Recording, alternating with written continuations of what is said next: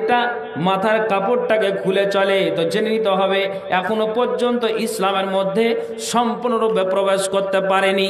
যেই নারীটা নিজের টাকনোর ওপরে কাপড়টাকে পরিধান করে রাস্তায় চলে, তাহলে জেনে নিতে হবে যে ওই নারীটা এখনো পর্যন্ত ইসলামের মধ্যে সম্পূর্ণরূপে প্রবেশ করতে পারেনি। জি, ভালো করে শুনবেন। তাহলে এই নারীরা কি ইসলামের মধ্যে এখনো পর্যন্ত সম্পূর্ণরূপে প্রবেশ করতে পারেনি। আপনি কি বলবেন আমি কি বুঝবো? আপনাকে আমি বুঝাচ্ছি। মালদার মাটিতে কোনো একটা জায়গাতে জালসা গিয়েছি, বুঝলেন? তো ঠিক মাগরিবের সময়ে জালসায় উপস্থিত হয়েছি। জালসাতে উপস্থিত হওয়ার পর তখন আমাকে বলছে যে মাওলানা, নামাজ তো সময় হয়ে গিয়েছে, জামাত চলছে, তো আপনি মাগরিবের নামাজটা আদায় করে নেন, তারপরে তখন কি করা হবে, আপনার জন্য বিছানার ব্যবস্থা করে দেওয়া হবে, আরো বক্তাগণ আছেন তাদের জন্য ব্যবস্থা করে দেওয়া হবে। আমি বলছি ঠিক আছে, তাতে কি অসুবিধা আছে, নামাজটা আদায় করতেই হবে। তো নামাজ পড়লাম, মাগরিবের 3 রাকাত ফরজ নামাজ আদায় করলাম।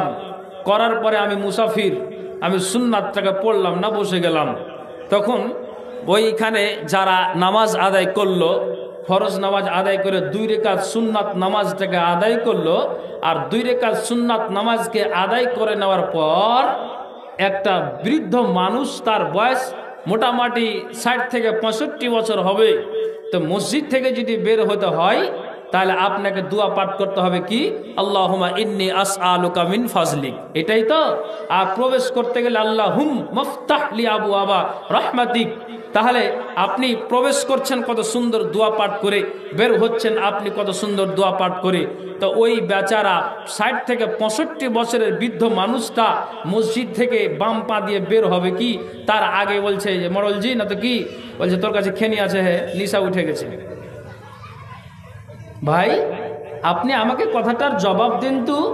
জবাব চাইছি এটাই যে যেই মানুষটা ফরজ নামাজ 3 রাকাত আদায় করলো, 2 রাকাত সুন্নাতকে আদায় করলো, আর করার পরে মসজিদ থেকে বের হতে না হতে বলছে আমার নিশা উঠে গিয়েছে, আমি আর থাকতে পারছি না, তো যদি থাকে তো খৈনির প্যাকেটটা আমাকে দাও, আমি কচলে আমার মুখে দিই, নইলে আমি এখানে থেকে সহ্য করতে পারছি না। আপনার যে কটা মানুষ বসে আছেন, আপনি আমাকে জবাব দেন তো যে এই মানুষটা এখনো পর্যন্ত কি ইসলামের মধ্যে সম্পূর্ণরূপে প্রবেশ করতে পেরেছে? হ্যাঁ আর না, দুটোর মধ্যে একটা বলবেন। কথা বলুন। পারেনি। কেন পারেনি? যে লোকটা, আপনি তাহলে এখান থেকে বুঝতে পারলেন যে কি বুঝতে পারলেন, যে মানুষটা 5 ওয়াক্ত নামাজ পড়ে আবার নেশাতে জড়িয়ে আছে, যে মানুষটা সারা দিন অনাহারে থাকার পরে ঠিক আপনার যেন 3:30 4টার সময়তে সে সাহারি খেলো, তারপরে সারা দিন অনাহারে থাকলো, ইফতারের সময় মাগরিবের আজান হলো, তুমি ইফতার করে দাও। কতগুলি মানুষ আছে সারা দিন অনাহারে আছি, কিছু পানি খায়নি, খেতেও পাবো না, কিন্তু আমাকে যদি একটা বিড়ি না দাও তো এখন আর থাকতে পারছি না। যেই মানুষটা সারা দিন অনাহারে থাকার পরে এখন সন্ধ্যার সময় ইফতার করার পরে বিড়িতে টান মারলো, তাহলে জেনে নিতে হবে যে এখনো পর্যন্ত ওই মানুষটা ইসলামের মধ্যে সম্পূর্ণরূপে প্রবেশ করতে পারে না। আর সম্পূর্ণরূপে ইসলামের মধ্যে প্রবেশ করতে না পারলে এটা জেনে নিতে হবে যে আপনার জন্য নিশ্চিত জান্নাত নয়। আচ্ছা, আমার কথা কি বুঝতে পারছেন? হ্যাঁ, কথা বোঝার চেষ্টা করবেন। তাহলে অর্ধেক ইসলামের মধ্যে আর অর্ধেক বাইরে যদি এই রকমের আচরণের পুরুষ নর আর নারী হয়, তাহলে জেনে নিতে হবে নিজেকে আপনি নিশ্চিত জান্নাত করতে পারবেন না। জি, কেনর মানে হলো এই যে আপনাকে আমাকে সেইভাবে নিজের জীবনটাকে চালাতে হবে। আচ্ছা, আপনি একটা কথা বলুন তো। কি কথা?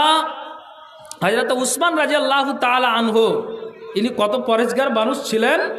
তা আমি একটা কথা বলি, উনি একদিন নিজে বলছেন কি জানেন? হ্যাঁ, তো উসমান রাদিয়াল্লাহু তাআলা আনহু, ওনার ব্যাপারে আরেকটা কথা আছে যে উনি মাঝে মাঝে কবরস্থানে যেতেন, আর যেন তিনি কবরস্থানে গিয়ে তার ঈমানটাকে তাজা করতেন। তো উসমান রাদিয়াল্লাহু তাআলা আনহু একদিন একা তিনি মসজিদে নববীর ভিতরে বসে কাঁদছেন, আর বলছেন, কি বলছেন জানেন? আল্লাহ, যদি এই উসমানের মতো মানুষটা যদি কি হয়, যদি কোনো কিছু আমার দ্বারা দিয়ে ভুল হয়, তাহলে মানুষটা ইসলাম থেকে বাইরে চলে গেল। আল্লাহ গো, যদি এই উসমানের মতো মানুষটা যদি আমার ইবাদতে ফল হয়, তাহলে এই মানুষটা ইসলামের বাইরে চলে গেল। আল্লাহ, যদি তুমি আমার ইবাদতকে কবুল না করো, যদি তুমি আমার নামাজকে কবুল না করো, আল্লাহ যদি তুমি ইবাদতটাকে কবুল না করো, আমি কি করি? নফল সালাতকে আদায় করি, রমজান মাসের রোজাকে আমি আদায় করি। আমি কেন? আল্লাহ আমাকে ধন দিয়েছে, ফকির মিসকিনকে আমি দান করি, যাকাত আমি আদায় করে দিই। টোটাল যদি আল্লাহ আমার ইবাদতের এই আপনার আমি যে যতগুলি ইবাদত করি যদি তোমার দরবারে আটকা পড়ে যায়, যদি তুমি এই আমলগুলিকে যদি আমার কবুল না করো, কিয়ামতের দিন আমাকে আসামির কাঠগড়াতে দাঁড়াতে হবে। অথচ আল্লাহ রসুল উসমানের ব্যাপারে বলেছিলেন, নিশ্চিত তোমার জন্য জান্নাত, তোমার জন্য জান্নাত, তোমার জন্য জান্নাত। অথচ এ মানুষটা জান্নাত পাওয়ার পরও, সুসংবাদ পেয়ে যাওয়ার পরও তিনি নিজেকে ভাবছেন যে যদি এই আমলগুলি আটকা পড়ে যায়, আসমান থেকে আবার নিচে আছাড় দিয়ে পড়ে যায়, তুমি যদি কবুল না করো, অ্যাকসেপ্ট যদি তুমি না করো আল্লাহ, তাহলে আমি আমার মতো হতভাগা উসমানকে কিয়ামতের দিন আসামির কাঠগড়াতে দাঁড়াতে হবে। উসমান কাঁদছেন আর বলছেন, আল্লাহ তোমার কাছে আমার দাবি, তোমার কাছে আমার অ্যাপ্লিকেশন, আমার টোটাল ইবাদতকে আল্লাহ তুমি কবুল করো, আর কিয়ামতের দিন তুমি আমাকে হাসি খুশিতে বসবাস করায়ো। আমি তো দেখতে পাচ্ছি আল্লাহ, আমি আমার জীবনটাকে সম্পূর্ণরূপে ইসলামের মধ্যে চালাই, আর ইসলামের মধ্যে চালিয়েই আমি জীবনটাকে ব্যয় করি। কিন্তু আল্লাহ রে, তুমি খবরদার আমার ইবাদতে, আল্লাহ তুমি আমার, আল্লাহ আমি যে ইবাদত করি, আল্লাহ তুমি মুখটাকে ফিরিয়ে নিও না। আল্লাহ তোমার কাছে অ্যাপ্লিকেশন জানাই, তুমি আমার ইবাদতকে কবুল করো, কিয়ামতের দিন যেন উসমান জান্নাত যেতে পারে। একবার জোরে বলেন সুবহানাল্লাহ। এর ব্যাপারে কি বললেন? আরো কিছু কথা আছে, আমি ওই দিকে যাচ্ছি না। আমি বুঝাতে চাইছি যে এই মানুষগুলো যারা জান্নাতের সুসংবাদ পেয়ে যাওয়ার পর তার জীবনটা কি হওয়া চালিয়েছে, এই জন্য আল্লাহ তাআলা এখানে বললেন আমানুদখুলু ফিসসিলমি কাফা, এখানে নারী নর উভয় রয়েছে, তোমরা সম্পূর্ণরূপে ইসলামের মধ্যে প্রবেশ করে যাও। তাহলে আমি আপনাকে এটাই বলবো যে যেই মানুষটা আপনার নামাজ পড়ে আবার অন্যায় কাজে জড়িত আছে, যেই মানুষটা দান খায়রাত করে আবার যেন নোংরা বাটপারি কাজে জড়িত আছে, তাহলে জেনে নিতে হবে এখনো পর্যন্ত আপনি সম্পূর্ণরূপে ইসলামের মধ্যে আপনি প্রবেশ করতে পারেননি। আপনাকে আমি এটাই বলবো, ভালো করে শুনবেন। আমার বিষয়টা এটাই থাকবে আজকের, ভালো করে শুনবেন। যে কটা মানুষ আছেন আমি ভাগ্য মনে করবো, শুনেন আমি আপনাকে কি বলছি। উমর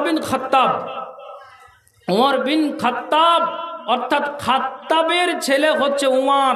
উমর তখনও পর্যন্ত মুসলমান হয়নি। তো মুসলমান হওয়ার পূর্বের একটা ঘটনা আপনাকে বলছি, আপনার জন্য এই কথাটা শুনে আপনার মগজে উঠে যায়। ঘটনাটা কি জানেন? উমর বিন খাত্তাব উনি বলছেন কি জানেন, যে আমার বাপটা, ইসলাম গ্রহণের আগের কথা বলছি, উমর বলছেন আমার বাপটা এত টাকি মানুষ ছিল, বা আমার বাপটা এত টাকি মানুষ যে আমি কাজ করতে করতে সারাদিন আমি ক্লান্ত হয়ে যাই। মানুষ যদি কাজ করতে করতে ক্লান্ত হয়ে যায়, তাহলে বৃক্ষর ছায়া তলে আশ্রয় নেওয়ার চেষ্টা করে। উমর বলছেন আমি আমার বাপকে জানালাম যে আব্বা জান, আমি এখন তো ক্লান্ত হয়ে পড়েছি, শরীর আর সাথ দেয় না, অতএব আপনি আমাকে একটু সময় দিন, বিরতি হই, অবসর নিই, 10 মিনিট আমি লাঞ্চ করে নিই, কিছু জল পান করি, তারপরে আবার আমি কাজে রত হয়ে যাব। কিন্তু উমর বলছেন না, খাত্তাব বলছেন না বেটা, যতক্ষণ পর্যন্ত কাজ সমাপ্ত না হবে ততক্ষণ পর্যন্ত তোমাকে কাজ চালিয়ে যেতে হবে। উমর বলছেন যে আমার বাপটা কত কড়া মানুষ ছিল যে আমাকে কিঞ্চিত পরিমাণের জন্য আমাকে বিরতি দেয় না। খুব ভালো করে শুনবেন।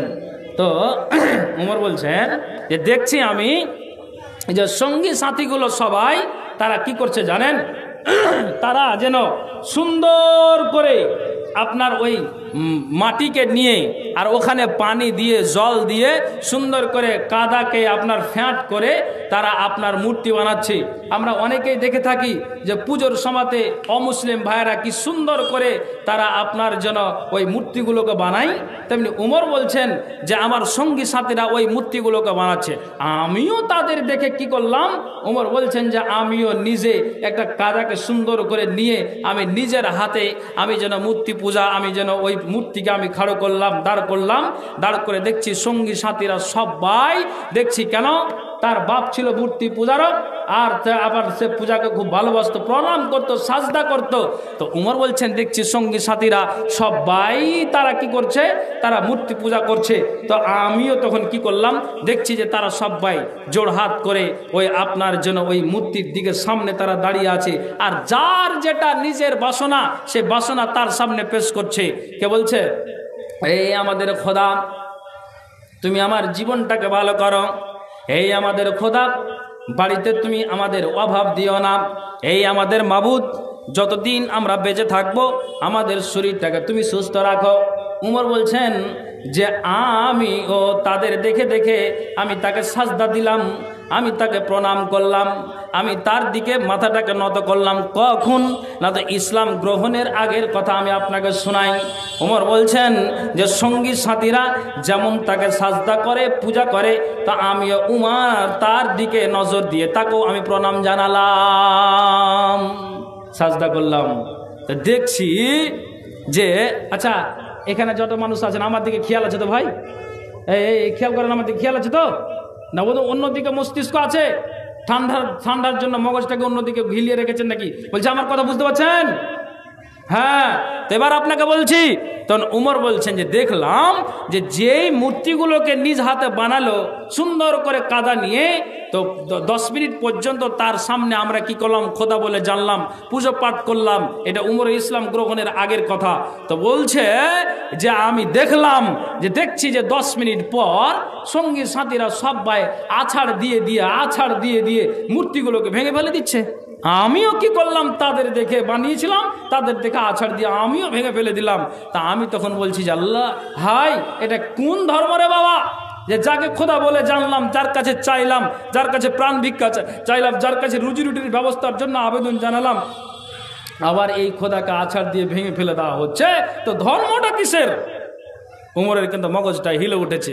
আচ্ছা, একটা আমরা ওলামারা আলেম সমাজের একটা বক্তব্য দিয়ে থাকি যে উমর তার বোন এবং ভগনপতের কোরআন তেলাওয়াত শুনে ইসলাম কবুল করেছে। এটা কথা শুনেছেন? হ্যাঁ না, কেউ বলবেন তো? জি, কিন্তু আসলে এই কথা নয়। আসলে এটা কথা নয় যে তার ভগনপত আর বোনের কোরআন তেলাওয়াত শুনে উমর মুসলমান হয়েছে, এই কথাটা নয়। কি কথা? নবীজি আফসুস করে 2টা পালোয়ানের জন্য দোয়া করেছিলেন। একটা হলো আবু জাহাল আর একটা হলো উমর বিন খাত্তাব। এই 2টা পালোয়ানের জন্য নবীজি নিজেই বলেছিলেন আল্লাহুম্মা আইজ্জাল ইসলামা বে আহাব্বির রাজুলাইন ইলাইকা বে উমর ইবনুল খাত্তাব আও বে আবু জাহাল বিন হিসাম। মাবুদ রে, 2টা হাকাম বংশের লোক আছে, একটার নাম হলো উমর আর একটার নাম হলো আবু জাহাল। এই 2টার মধ্যে আল্লাহ তুমি একটাকে ফিরিয়ে দাও। যদি তুমি ইসলামের মধ্যে 2টার মধ্যে একটাকে ফিরিয়ে না দাও, তাহলে কোরআনকে বাঁচানো যাবে না, আল্লাহ গো দ্বীনকে রক্ষা করা যাবে না। কাজেই মাবুদ রে আমার, আল্লাহ তুমি 2টার মধ্যে যাকে তোমাকে চয়েস লাগে, যাকে তোমাকে পছন্দ লাগে, এই 2টার মধ্যে একটাকে তুমি আল্লাহ ফিরিয়ে দাও, নইলে ইসলামকে বাঁচানো যাবে না। আল্লাহ তাআলা রসুলের দোয়াকে কবুল করেছেন আর উমরকে আল্লাহ পছন্দ করেছেন। উমরের রসুলের দুয়ার বদৌলতে হযরত উমর তিনি ইসলাম গ্রহণ করেছেন।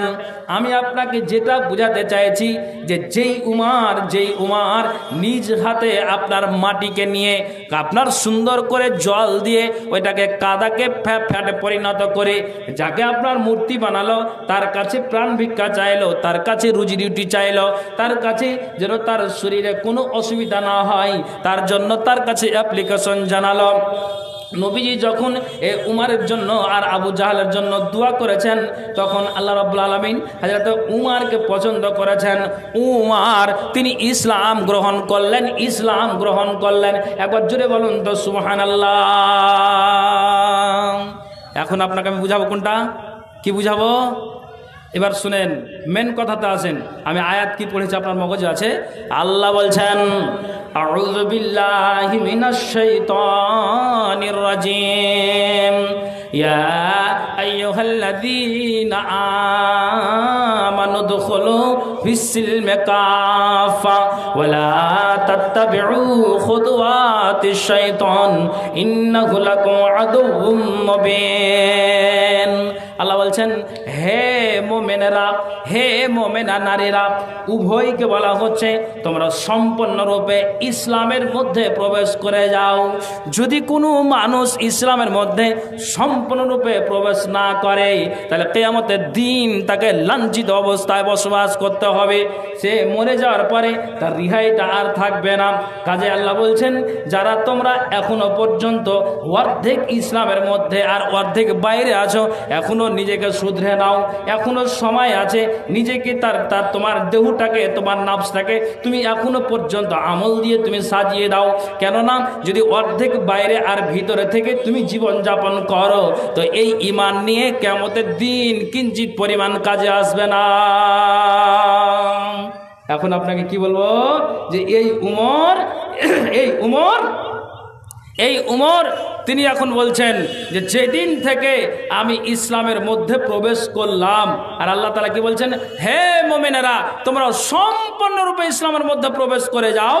তো উমর রাদিয়াল্লাহু তাআলা আনহু উনি বলছেন যে ইসলাম কবুল করে নেওয়ার পরে আমি যেদিন থেকে সম্পূর্ণরূপে ইসলামের মধ্যে প্রবেশ করেছি। তো উমরের এবার জবাবটা শুনেছেন?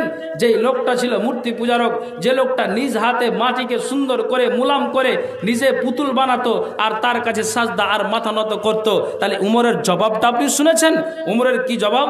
উমর বলছেন, আল্লাহ তিনি বলছেন যে আমি যখন ইসলাম কবুল করার আগে আমি যা করেছি আল্লাহ, কিন্তু যখন আমি দ্বীনকে মেনে নিলাম, আমি আল্লাহর কোরআনটাকে মেনে নিলাম, আমি যখন নিজেকে আমার জীবনটাকে বদলে নিলাম, আল্লাহ যখন আমি নিজেকে ইসলামের ছায়াতে আসলাম, তখন উমর নিজে বলছেন, আল্লাহ আমি আমার জীবনটাকে, আমি আমার দেহটাকে, আমি আমার নাফসটাকে কি করলাম, আমি আমার দেহকে আর আমার নাফসকে আমি আমল দিয়ে সাজাতে লাগলাম।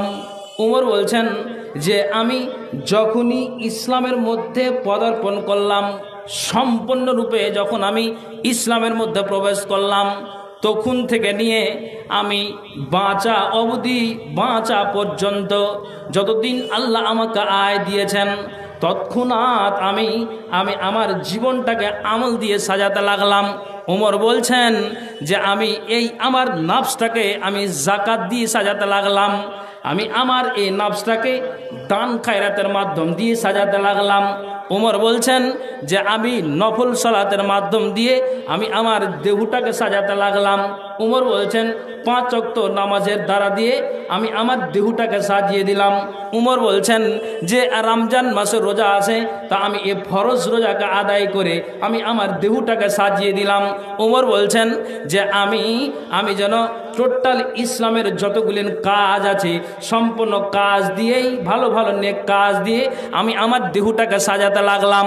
উমর বলছেন সাজাতে সাজাতে সাজাতে সাজাতে উনি একদিন বলছেন যে আমি ঠিক ফজরের নামাজটাকে আমি আদায় করলাম, আর ফজরের নামাজটাতে আমি আদায় করি, আর ওই মতো অবস্থায় একজন দুষ্ট দুরাচার উমরকে তীর নিক্ষেপ করল, আর যেমনই তীর নিক্ষেপ করেছে সাজদার অবস্থাতে উমর পড়ে গিয়েছেন আর সাজদা থেকে উঠতে পারেননি। তখন উমর বলছেন তখনও পর্যন্ত আমার জ্ঞান আছে, তখনও পর্যন্ত আমার হুঁশটা হারায়নি, আমার জ্ঞান আছে, আমার জ্ঞানটা সম্পূর্ণ আমার হারিয়ে যায়নি, আমার জ্ঞান আছে, বিবেক আছে, আমি বুঝতে পারছি যে একজন দুষ্ট দুরাচার আমাকে তীর মেরে এই জায়গাতে আহত করে দিয়েছে। সঙ্গী সাথীরা সবাই তারা আমার কাছে উপস্থিত আছে, তারা সবাই যেন চিন্তাতে পড়ে গেল। হাই উমর চলে গেল, তীর নিক্ষেপ হয়ে গেল। ওমর এখন দুনিয়া থেকে বিদায় হয়ে যাবে। ওমর বলছেন দুনিয়া থেকে বিদায় হব এটা নিয়ে চিন্তা করো না, কিন্তু একটা কথার তোমরা আমাকে জবাব দাও। জবাব চাই। জবাবটা হলো এটাই যে আমি যেদিন থেকে ইসলামে আমি প্রবেশ করেছি, আমি ইসলামের আগে আমি যা মনে লেগেছে তা করেছি। নবীর বিরোধিতা করেছি, কোরআনের বিরোধিতা করেছি, ইসলামের বিরোধিতা করেছি, মানুষকে যাহা তা বলেছি, আমি কাউকে পারোয়া করি নাই। কিন্তু যেদিন থেকে আমি ইসলামের মধ্যে প্রবেশ করেছি সেদিন থেকে নিয়ে এখন পর্যন্ত আমার দ্বারা দিয়ে অন্যায় কাজ হয় নাই। আমি আমার দেহটাকে আমল দিয়ে সাজাতে সাজাতে আর দুষ্ট দুরাচারেরা আমাকে তীর নিক্ষেপ করে আমি এই জায়গাতে আহত হয়ে পড়ে আছি। আমি আর বাঁচব না। একটা কথার আমাকে জবাব দাও, আমি কি এই নামাজটাকে সম্পূর্ণ আমি যেন সমাপ্ত করতে পেরেছি কিনা? যদি এই উমর যদি এই নামাজটাকে সম্পূর্ণ যদি সমাপ্ত না করতে পারে, যদি নামাজটা ক্লিয়ার না হয়, তাহলে কিয়ামতের দিন হয়তো এই উমরকে আসামির কাঠ গড়াতে দাঁড়াতে হবে। কেননা যে মানুষটা ইসলামের মধ্যে প্রবেশ করে যদি নিজেকে আপনার কিয়ামতের দিন বাঁচাতে না পারে, কবর থেকে যদি সে নিজেকে বাঁচাতে না পারে, আযাব থেকে নিজেকে যদি বাঁচাতে না পারে, তাহলে কেমন মুসলমান যে ইসলামের মধ্যে প্রবেশ করে কেমন হয়ে আছো হে যে নিজেকে তুমি আমল দিয়ে সাজাতে পারলে না? ওমর বলছেন আমাকে তোমরা এটাই কথার জবাব দাও, আমার নামাজটাকে সমাপ্ত হয়েছে কিনা? যদি আমার এই নামাজটা যদি সমাপ্ত না হয়, আল্লাহ বলেছেন যে শুনে রাখো, জ্ঞান থাকা সত্য যে মানুষটা নামাজটাকে ছেড়ে দেয়, কিয়ামতের দিন আল্লাহ তাআলা ওই জ্ঞান থাকা সত্য নামাজ ছাড়তে গেলে আপনাকে এর জবাব দিতে হবে, হিসাব দিতে হবে। উমর এটাই চাইছেন যে আমার তো জ্ঞান আছে, নামাজটা কি পূর্ণ হয়েছে কিনা এটাই বলে দাও। আল্লাহু আকবার। কেমন উমর?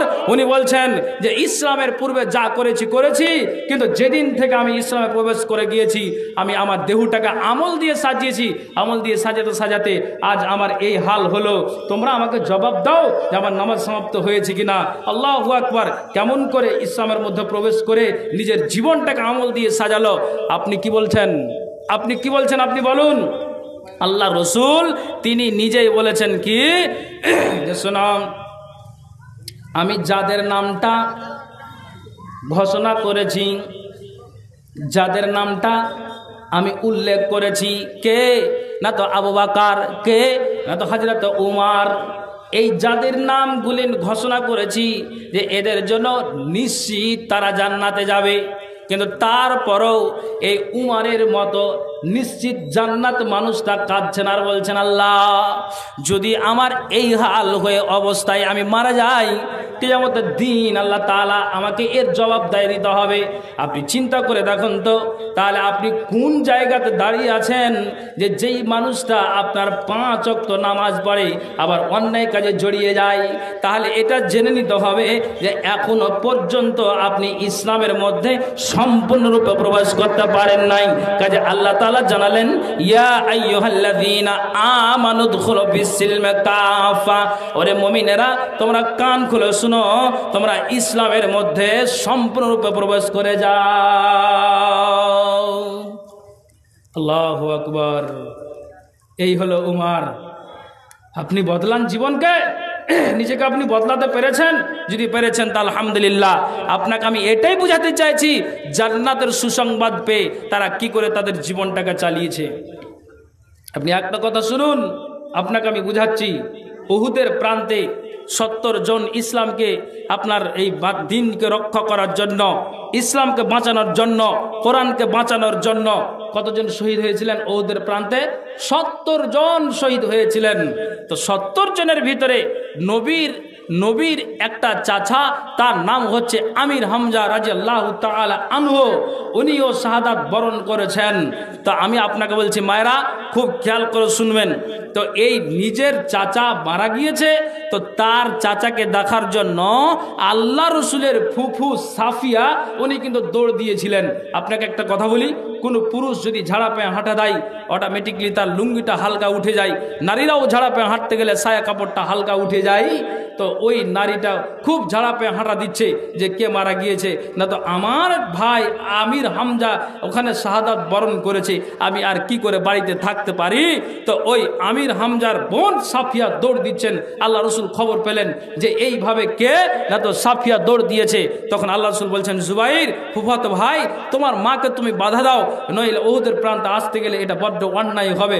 আর যে মানুষ কিঞ্চিত পরিমাণ ইসলাম থেকে বাইরে যায়, সীমানা থেকে বাইরে গেল, তো তার কপালটা পুড়ে গিয়েছে। কেন? সাফিয়া দৌড় দিয়েছেন। দৌড় দিতে দিতে তখন আল্লাহ রসুল বলছেন যে তোমার আম্মাকে তুমি বারণ করো। এখন আপনাকে বুঝাই, জুবাইর তার মাকে বলছেন, মা তুমি আগে আর বাড়তে পারো না। কেন পারো না? যেহেতু নাহা রাসূলুল্লাহি সাল্লাল্লাহু আলাইহি ওয়াসাল্লাম আপনাকে, মা আল্লাহ রসুল তোমার ব্যাপারে নিষেধ করেছে, তোমাকে উহুদের প্রান্তে যেতে হবে না। কেননা তুমি তো একটা দৌড় দিয়ে এসেছো, উহুদের প্রান্তে যাবে। শুনো মা, বাড়ি থেকে বের হতে গেলেই মাথায় কাপড়টা দিতে হবে, গায়ে চাদরটা দিতে হবে, সুন্দর করে নিজেকে সংযত হয়ে চলতে হবে।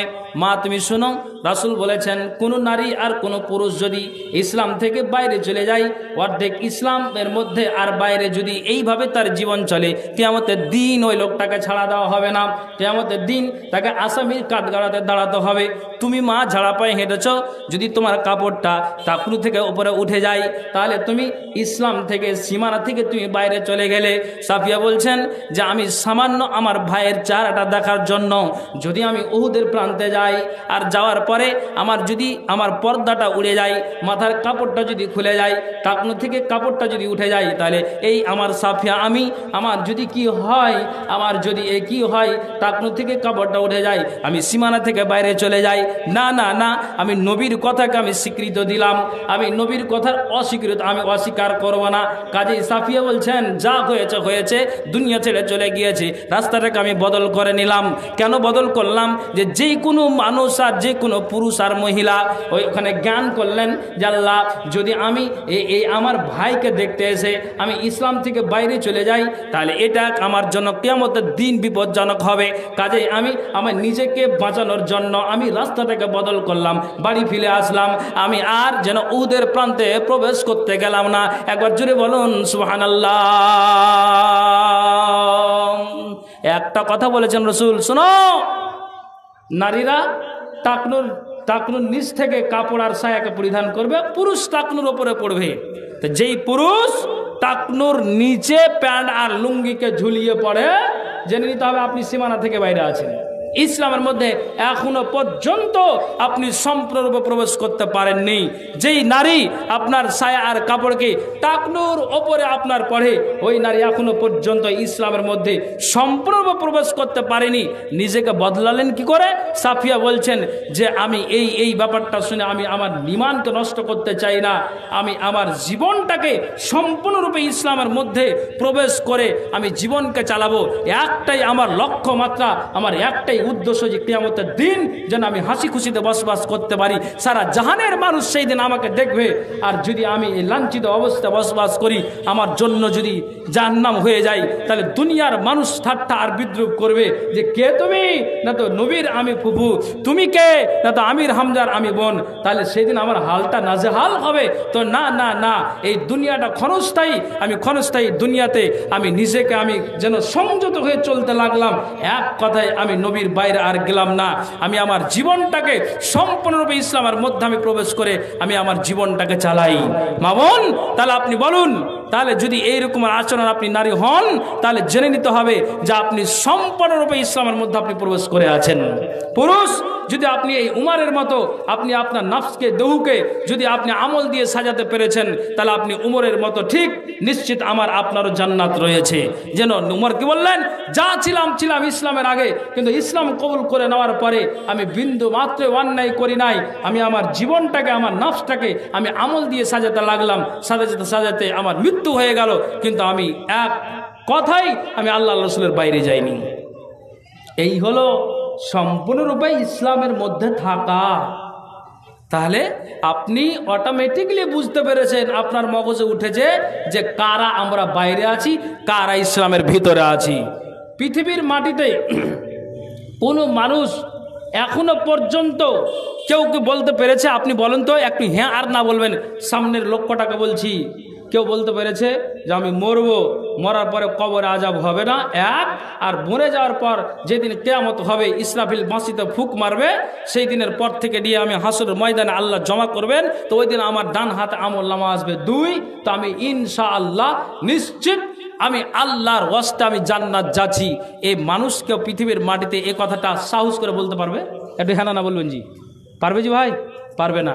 কেউ কেউ বলতে পারবে যে হ্যাঁ, আমি মরে যাওয়ার পরে আমার কবরে আযাব হবে না, আর আমার কিয়ামতের দিন আমার জন্য জান্নাত রয়েছে। এটা বুকে সাহস রেখে কেউ বলতে পারবেন? একটু হ্যাঁ না বলুন না। পারবেন? পারবেন না। কিন্তু পৃথিবীর মাটিতে একজনই বলেছেন, রেকর্ড করেছে, মরে যাওয়ার আগেই বলেছে হ্যাঁ আমি জান্নাত যাব। নাম শুনবেন আপনি? আপনাকে তো অবাক লাগবে। অবাক লাগলেও আপনাকে কোরআন আর হাদিসের আপনার উদ্ধৃতি দিচ্ছি। জি, কি উদ্ধৃতি দিচ্ছি আপনি বলুন। আবু সুফিয়ান বিন হারিস, ইনি এমন একজন মানুষ ছিলেন, আমি শর্টে আপনাকে একটা কথা বলি, মরার কালে মরতে চলেছে, আর ওই মুহূর্তে মনে করেন আর 10 থেকে 15 মিনিট বাঁচবে।